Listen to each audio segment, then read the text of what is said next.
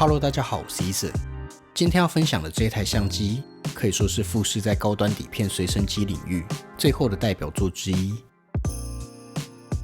让我们把时间回溯到大约25年前，数位相机的市场规模逐渐超越底片相机，象征着长久以来以底片为主的类比摄影术开始全面转型数位化。在这个世代交替的节点上，富士用这台相机为底片时代画下一个体面的句点，也再次重申了自己在高端摄影产品上的地位。这台经典的相机就是 Fujifilm Class。而为了更贴近相机在当年的表现，这次也特地搭配越来越珍贵的 Fujicolor、Xperia Premium 以及初代 Acros 来进行拍摄。还没有订阅的朋友们，请记得先按下订阅键。那就让我们开始本次的主题吧。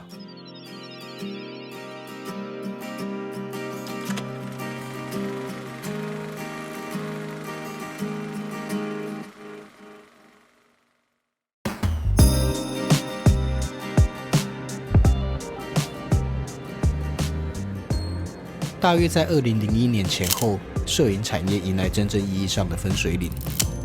根据统计，这一年数位相机的销售总额首次超越底片相机。而作为消耗品的底片本身，虽然还是有很高的出货量，但市场主导权已经开始明确转向数位化，属于底片的黄金时代即将落幕。对于常年以底片技术立足市场的富士而言，这不只是一次产品结构的调整，更是一场关于摄影媒介的革命性转变。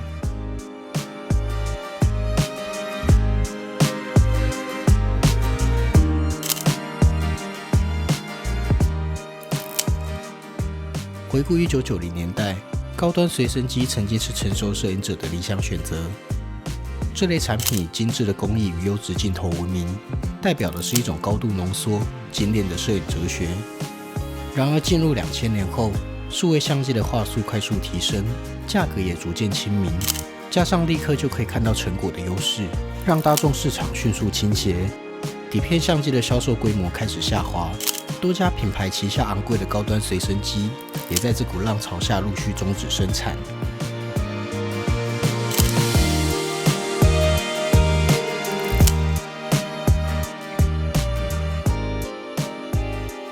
在这样的背景之下，富士推出 Class 并不期望能够逆转时代趋势，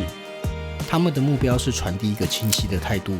那就是在底片时代的尾声，交出一台设计纯熟、材质讲究的高端机种。这既是对过往工艺的致敬，也是再一次向消费者宣告品牌的形象与高度。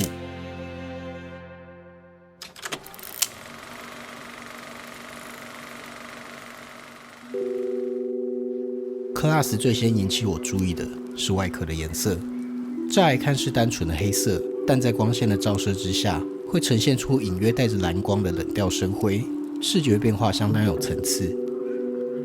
机身采用金属骨架结构，外壳为铝镁合金，并搭配细致涂装，触感干爽，不易滑手，在质感、重量与耐用性之间体现出纯熟的工艺美学。雾银色的金属镜头环带出视觉重心，与外壳达成鲜明的对比，尤其是边缘略带立体弧度的收尾，在光线下会产生柔和的影调过渡。握把处斜切的设计呼应镜头与对焦模组，打破正面布局较为方正所带来的厚重印象。这样的线条让相机看起来更轻盈，更具有现代风格。在按键布局方面， Class 同样延续了这种克制而理性的设计思维。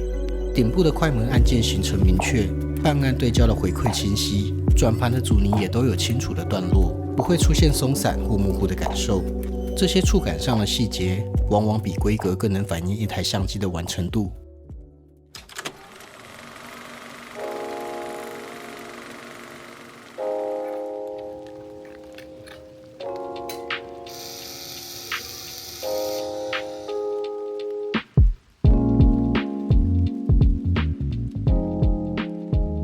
在相机机能上， Class 除了标准的 P 模式以外，也有高阶相机必备的光圈先决模式。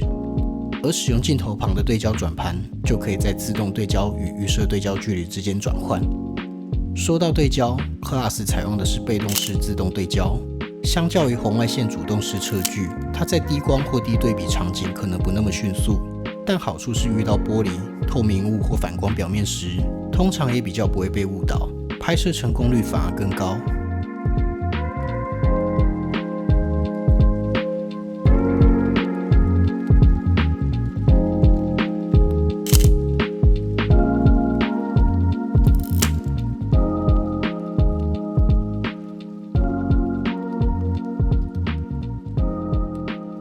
快门部分则是采用进键快门，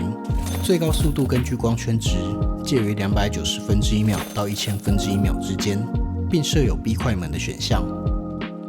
另外还有各种闪灯模式、自拍与日期功能。Class 最特别的一项功能，那就是自动曝光包围，按下后可以在半档与一档之间切换，之后只要长按快门不放，相机就会自动依序完成3张曝光。包含1张正常曝光，以及正负各1张补偿曝光。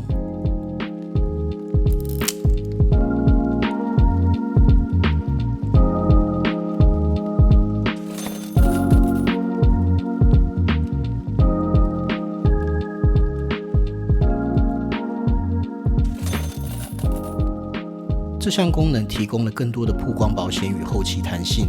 特别适合光线复杂的场景或是无法重来的重要时刻。本机在当年主打适合拍摄有精准曝光需求的正片，正是基于这项功能。不过每一次曝光包围都意味着3倍成本的叠加，是货真价实的专业功能。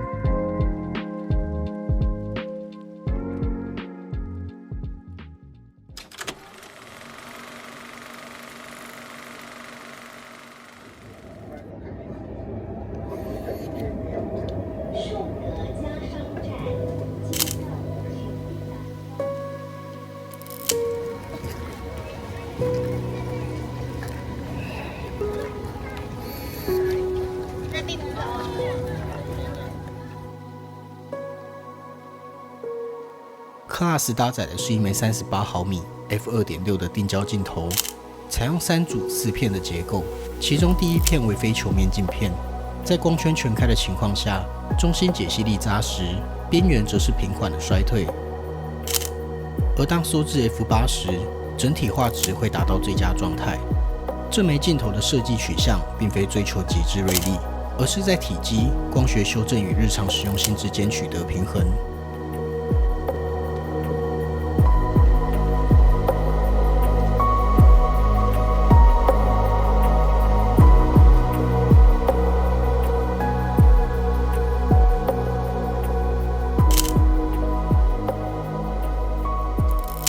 镀膜方面，镜片采用了富士著名的 Super EBC 电子束镀膜技术。这项技术透过电子束真度，使镀膜层厚度更加精准均匀，能有效降低反射率与鬼影。EBC 自1970年代以来便是富士的光学核心技术之一，在当年常与德国蔡司的 T-Star 镀膜并列讨论。面对逆光场景时，Class 的亮部控制相当优秀，不容易出现大面积雾化或眩光扩散。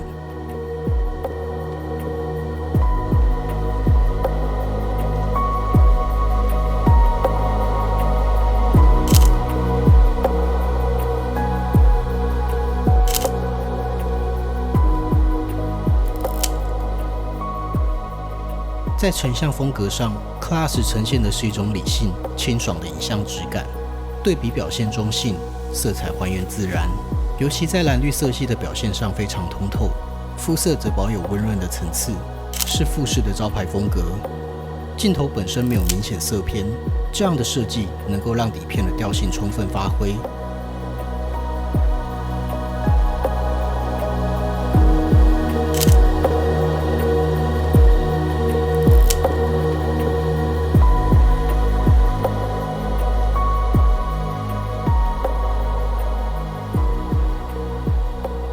整体而言 ，Class 的影像质地能够很好的为底片晚期做一个总结，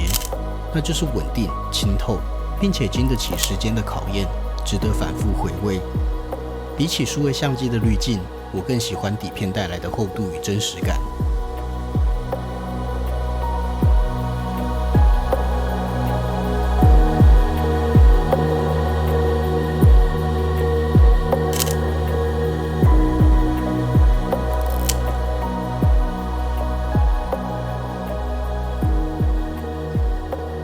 除了画质相当优秀之外，我最满意 Class 的地方就是它的测光，即使在大光比或复杂场景中，也都能够提供非常精准的曝光，让照片的对比与氛围恰到好处。开机与对焦的声响也属于相当安静的梯队。少数勉强算是缺点的地方，大概是对焦速度，在高端随身机中属于中等偏慢的等级。另一个则是观景窗，受限于体积且放大倍率比较低，使得在戴眼镜的情况下，有时候会没有办法在第一时间就找到正确的观看角度。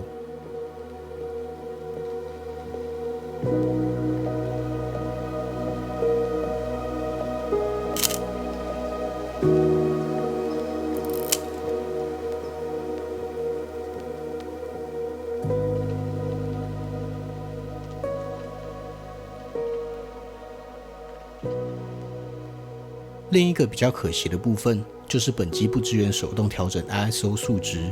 只能借由底片壳上的 DX 码去读取底片感光度。如果没有 DX 码，则会默认为100度。在拍摄分装片或是过期片需要增感的情况下，会稍微不方便一点。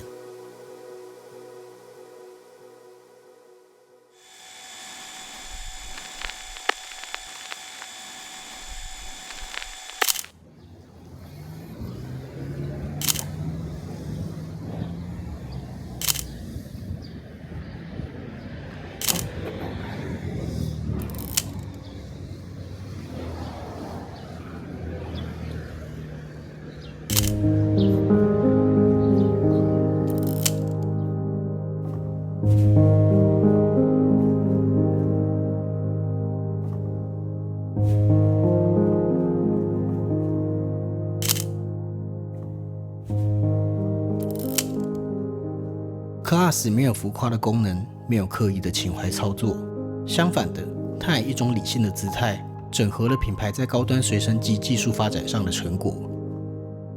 总结来说，我对 Class 的使用体验是非常满意的，轻巧好掌握的体积，可靠的对焦，优秀的画质与稳定的过片机构，几乎没有令人感到不确定的因素。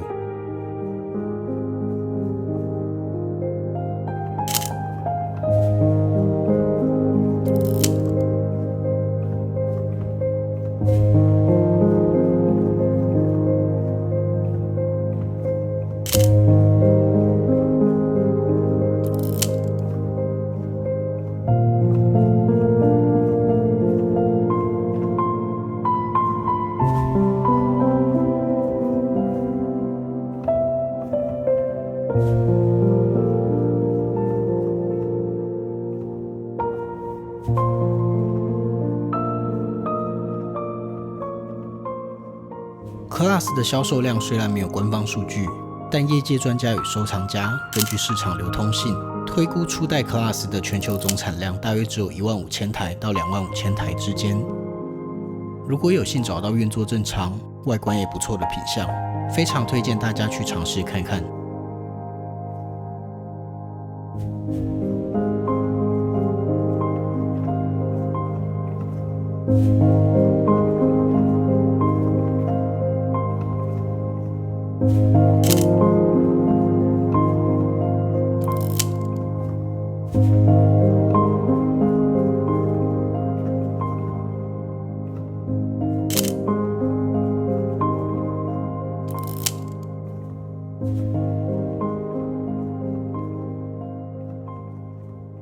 以上就是本次影片的所有内容，还没有订阅的朋友们，也别忘了按下订阅键。